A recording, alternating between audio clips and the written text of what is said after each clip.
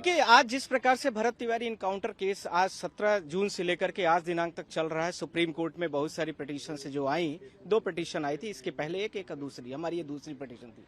हमने chief justice of India के direction पर इस रीट को फाइल किया था। बड़ी ओपनली, बड़ी ऑनेस्टी इस बात को कर रहा हूं क्योंकि आपका एनआई चैनल है। दूसरा, इसके साथ मैं बोलना चाहता हूं, ऑनरेबल ने मुझे बोला था, इसलिए मैंने यहाँ पर रीट पिटीशन फाइल किया है। आज मैं उसको लेटर में भी ऑनरेबल के पास भी इस चीज को कम्युनिकेट करूंगा। दूसरा, जिस प्रकार से उत्तर प्रदेश स्टेट ने बिहार स्टेट ने जो पूरी की पूरी प्रकार की जितनी भी घटनाएं थी उसके बारे में बोला, वहां के जो वो थे, क्या नाम है, एडीजी का नाम तो मुझे याद नहीं है अभी एग्जैक्ट, तो उन्होंने एडमिट किया कि ये जो भी घटना घटी है उसमें पुलिस का कहीं न कहीं पर फॉल्स हुआ है, पुलिस की उसकी कमियों से हुआ है।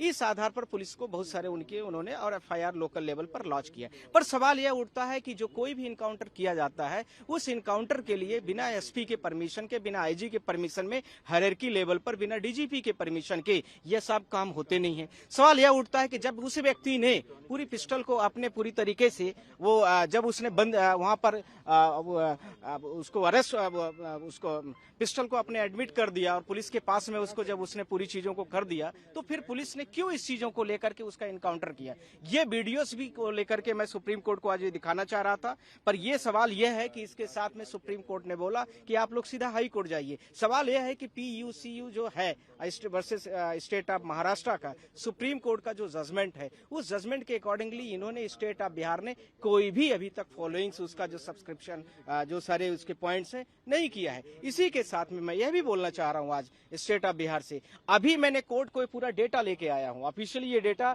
कि यहां पर आप देख सकते हैं कि अभी आज दिनांक तक में, आज मतलब 10 दिन के अंदर में लगभग 80 दिन के अंदर में लगभग वहां पर 10 इनकाउंटर हो चुके हैं और वहां पर कोई भी जुडिशियल एक्टिविटीज नहीं हो रही है। न तो स्टेट ऑफ वहां का जो हाई कोर्ट है वो कॉग्निजेंस लेता है, न तो पुलिस लेवल पर या एडमिनिस्ट्रेशन लेवल पर है।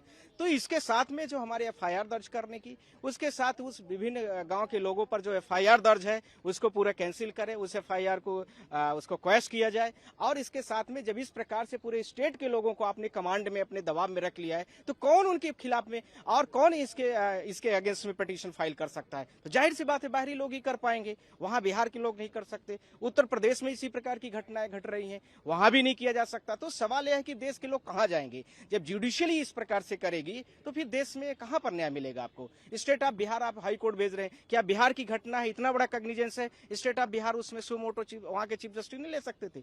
जाहिर सी बात है ले सकते थे, पर अभी तक तो कुछ नहीं हुआ। तो ये सारी चीजों को लेकर के हमें उन्होंने बोला आप बिहार जाइए और वहां के पटना हाई कोर्ट में आप लोग फाइल करिए। तो मैंने उनको इस बात को आगे एडमिट किया, ठीक है। और पर यह है कि इससे पहले मैं आज चीफ जस्टिस ऑफ इंडिया से मिलूंगा भी और इस चीज को रिक्वेस्ट भी करूंगा। आगे के 2 हमारे प्लान है। पहले तो मैं चीफ जस्टिस ऑफ इंडिया से आज अपॉइंटमेंट लूंगा अभी थ्रू उनका जो ओएसडीज है उसका, पहला। दूसरा, वो हमें क्या गाइड करते हैं, क्या डायरेक्शंस करते हैं, उसके बाद हम आगे के स्टेप्स लेने जा रहे हैं।